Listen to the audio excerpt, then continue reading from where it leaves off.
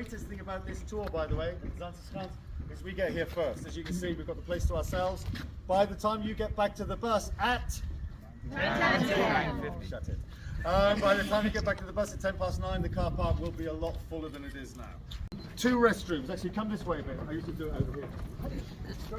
Just a bit over here. There are 2 restrooms. The first one is just there, where that blonde lady is in the corner. You see the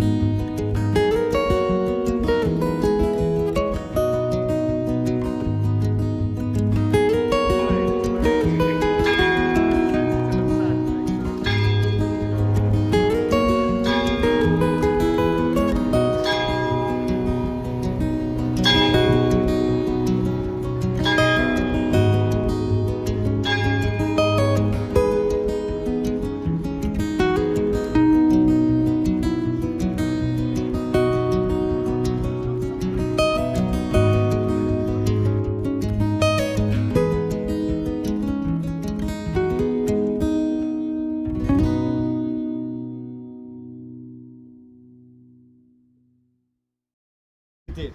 It came to a head on May the 26th, 1578. That was the date on which the people here in the lowlands stopped being Catholic. They changed religion. They became officially a Protestant nation. The main reason they did this was so they could then turn to other emerging Protestant countries in Europe, Germany being the largest of them, and say, look, we need help. We're on the verge of extinction here. We're going to be wiped out, swallowed up by the Spanish, unless you help us. We need ships, we need money, we need soldiers, we need support, and we, like you, they said to the Germans, we are now Protestant as well, so please help your fellow Protestants. And the Germans said, nein. Yeah, the Germans said no, and you can understand why. From their point of view, it was a little bit suspicious. They were like, hold on a minute, on May the 25th, you're all Catholic, the next day you're Protestant and you want our help?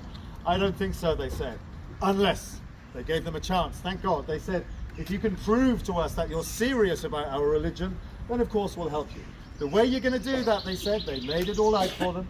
The Germans said to the lowlanders, you're going to have to ban the Catholic religion. Make it illegal for Catholics to exist in your land. If you go that far, we'll take you at your word and we will help you. Dutch people, they weren't actually Dutch yet because, you know, this place wasn't established until the end of the 80 Years' War. But they were well down the road of trade and tolerance already. Trade was their religion, really, and tolerance was their philosophy. The last thing they wanted to do was ban anyone. It didn't make any sense to them. But you have to understand they had no choice. they knew they were going to be wiped out forever unless they did what the Germans told them to do and they got their help. So, in the late 1570s, they did what they were told and they banned the Catholic religion. It remained illegal to be a Catholic here for the next 200 years, which is wild when you think about it. A major world religion banned for 2 centuries. What makes it even wilder, but at the same time makes it actually easier to understand, is the fact that they passed the law, they banned the Catholics, they said no more Catholics allowed, but they didn't really impose the law. They didn't really do anything about it. They kind of just paid lip service to it. So what that means is you have this very weird contradictory situation where something is definitely 100% illegal, but we're just letting it happen. This has since become a Dutch trademark. Something they do, something they have done at many different points in their history. They do it so often they invented a word for it. This word, if you remember any one word, remember this word. It's at the heart of their practical nature and their wild history. And luckily, it sounds like an Australian greeting if you mispronounce it. This might help you remember it. The word is Gedaugen. Gedaugen, mate. Yeah, repeat after me. Gedaugen. Now the Dutch way. Repeat after me. Gedaugen. Yeah, not as nice. It's spelt Gedaugen, pronounced Gedaugen, especially in the north where we have a hard. Anyway, it doesn't exist in other languages, Afrikaans maybe, but most languages it doesn't, thank God.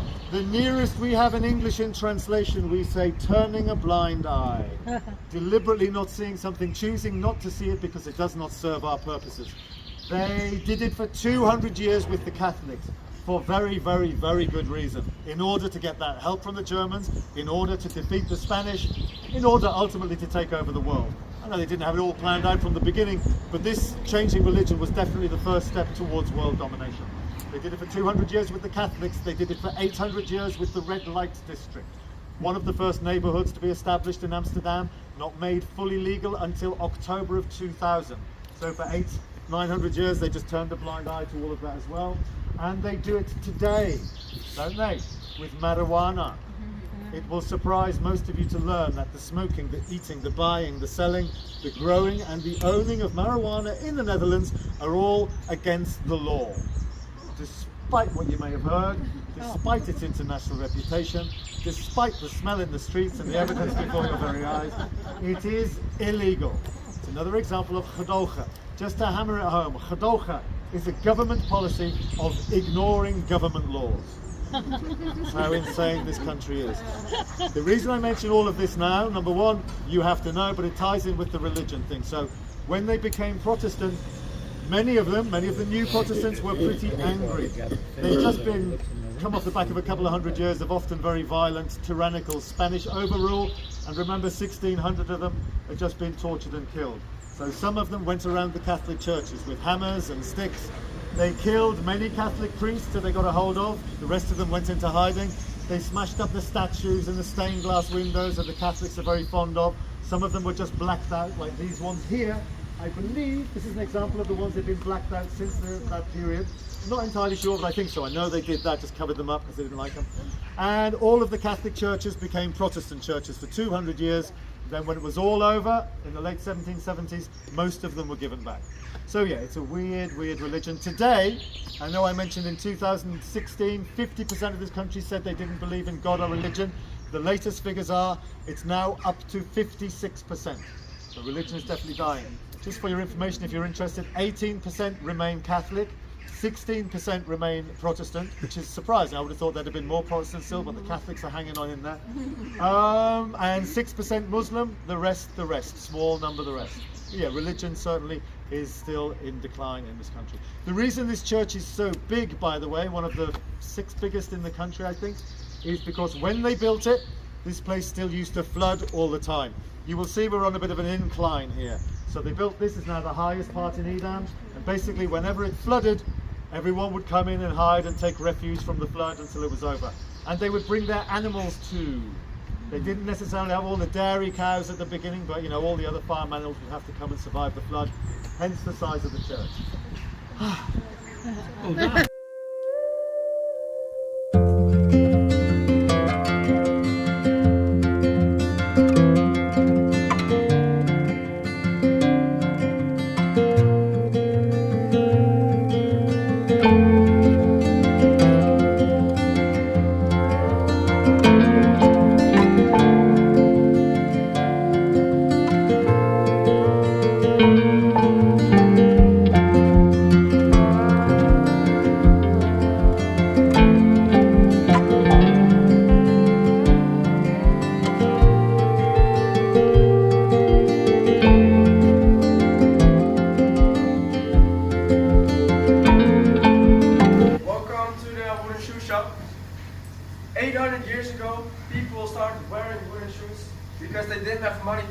leather shoes.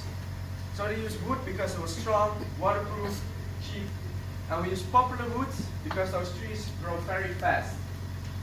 So what we used to do, we had a big knife and we can take off the outside very easily. Like so. For the inside, we have a big spoon, not for your soup, it's very sharp, and we can spin out the inside.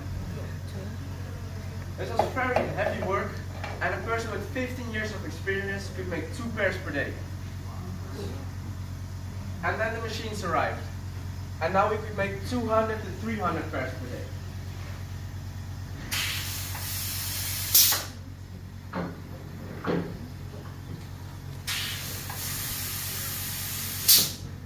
The machine is a little bit loud, so you can cover your ears if needed. And little pieces of wood fly around. Close your mouth because they do not taste like a hamburger.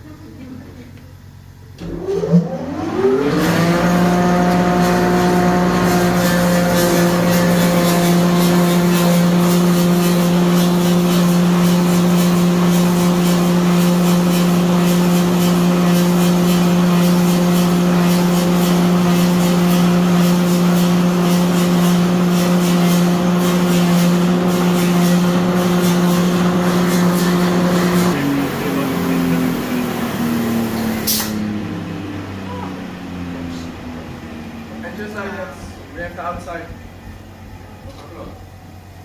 Now both machines work like making a key. We have a mold in the middle, and I can make a left and a right one at the same time.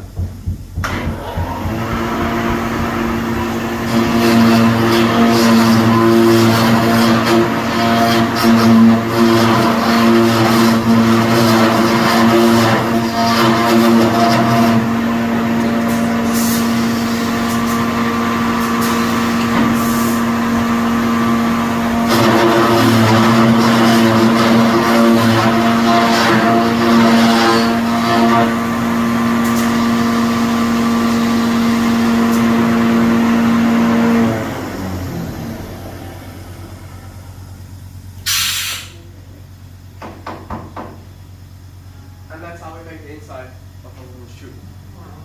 So we use wet wood because it's easy to carve by hand, and if we use dry wood for the machines, they would catch on fire. So now we have to let them dry for about 4 weeks. Put them on the shelves, and after 4 weeks, when they are dry, we can chop off the Pinocchio nose, we can sand it, we can paint it, and we have a wooden shoe. So this one is for you guys, the brothers. We can have both your names on with a flower or a windmill. So over here I have some special wooden shoes. This one, of course, you see everywhere. Above me, on the wall over there, it's a farmer cloak. And it's not the 3 Crosses of Amsterdam, but it's the shoelace.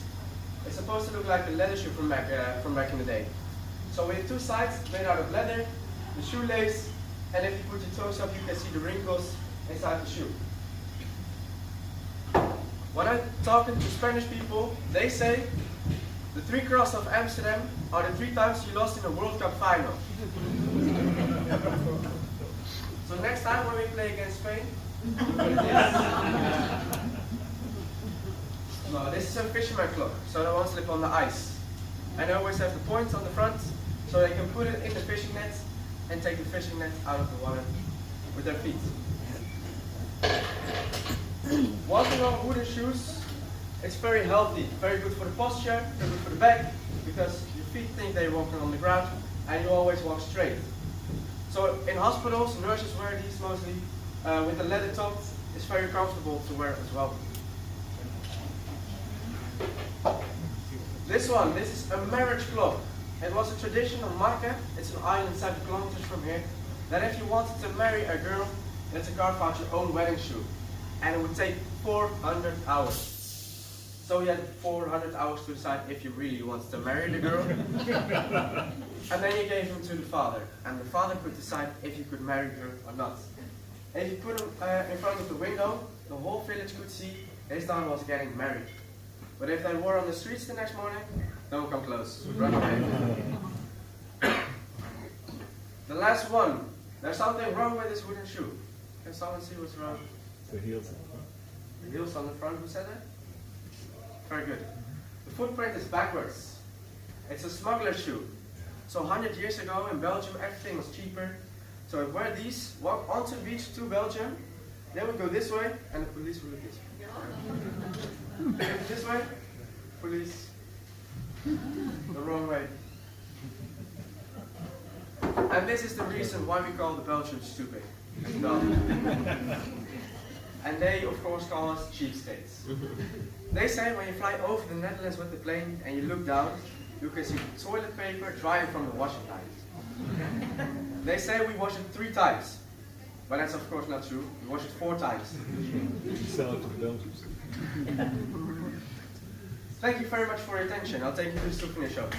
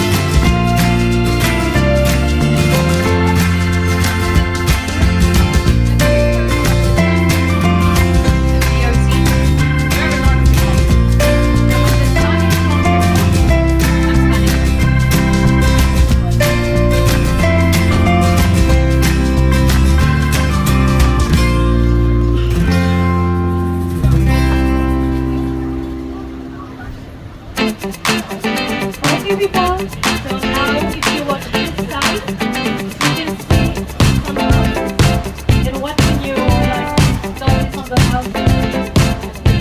Yeah, exactly, those beauty groups. Except one house was an Irish pub, because you know what you say? You say that the Irish know how to have a dirty word. So yeah, those houses are completely crooked because Amsterdam is constructed on the water. And so water and soil, you know. The house is getting crooked because of the sun, because of the gravity. So yeah, and inside of the houses, they're also crooked. But we can't push them because it's going to destroy the house. So we just have to keep them like that.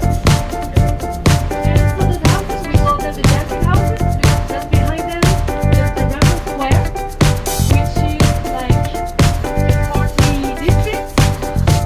Or we can also call them, some of them call them dancing houses because we have them afraid.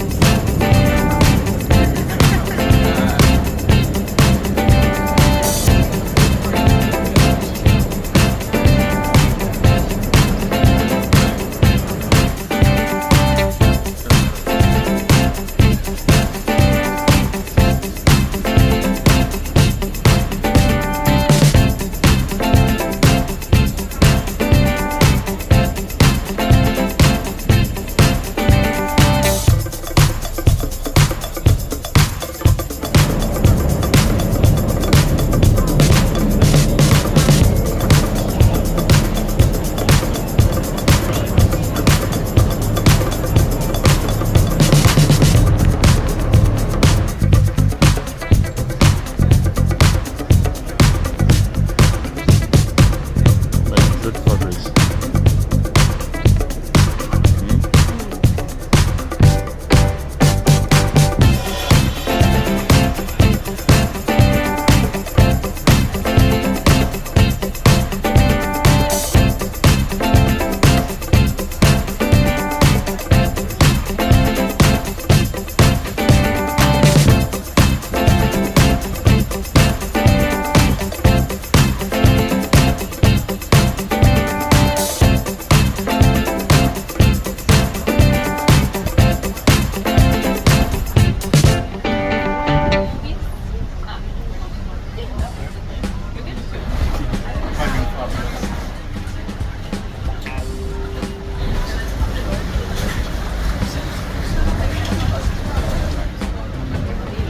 Alrighty, I have a question for you. Did you know that Dutch people are literally the most direct persons on earth? Yes, you do. Yes, you do. I'm dating a Dutchie, I can tell. I want you to be Dutch for 1 second and look at these two buildings that we have in here. So this first one, the brownish, is our city hall, and the one to the right is our National Opera and Ballet. Now, what do you think of these two buildings? Do you like them? No. Thank you so much. Exactly. That's the answer I was looking for.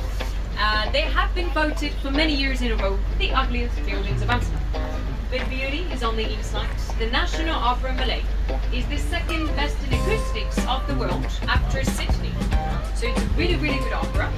And then in our city hall, some call it the city hall, that's the place where the first same-sex marriage took place back in 2001, which I find impressive. It's also one of the few that has a bar inside. So while you're waiting for your divorce papers, you can always have a beer, which is super nice. But that area used to be part of the Jewish Quarter, and the last winter of the war, of World War II, was really cold. So what people did was grab everything that was made out of wood, doors, chairs, floors, and then burn it in order to stay warm. So after the war, almost all of those houses kind of collapsed, and instead of reassembling them and making new houses, they make the entertainment venue. That's why it might look a bit more modern compared to the other houses that we have here in Amsterdam. But it's a really, really good opera. And we love the canals, and we just got to the Amstel River. Now this is the only natural body of water here in Amsterdam. So all of the other canals were dug out by hand, actually.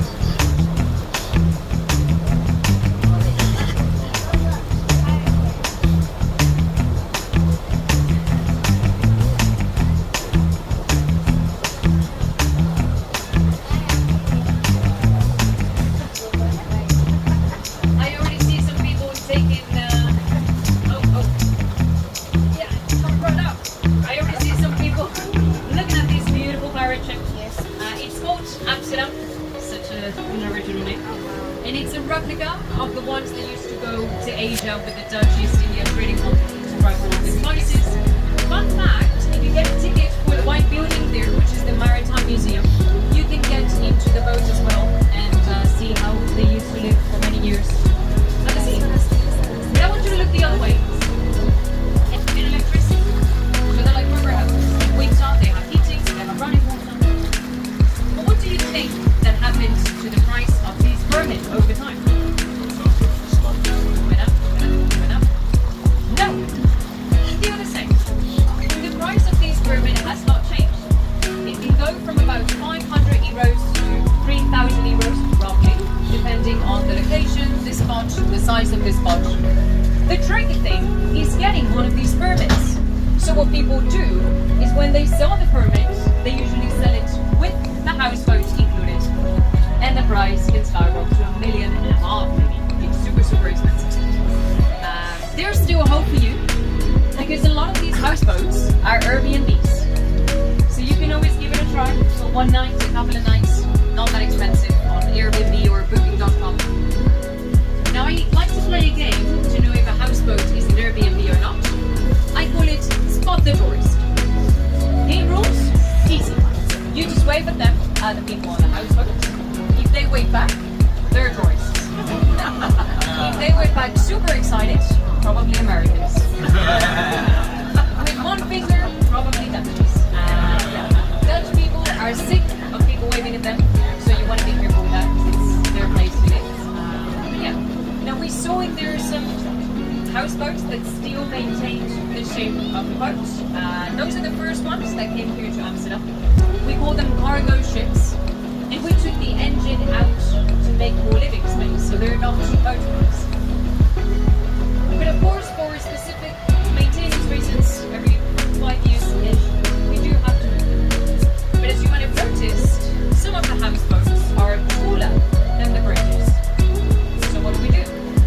We grab barrels, we put these barrels on the houseboats, we fill them with water, and the houseboat just sits a little bit so it can go underneath the bridge. Easy.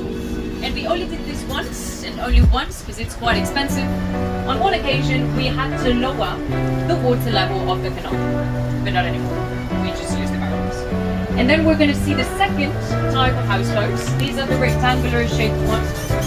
We call them shoe boxes, and they're made out of a layer of concrete. These are the more modern ones. These used to be the old harbor. They used their dock on the sea.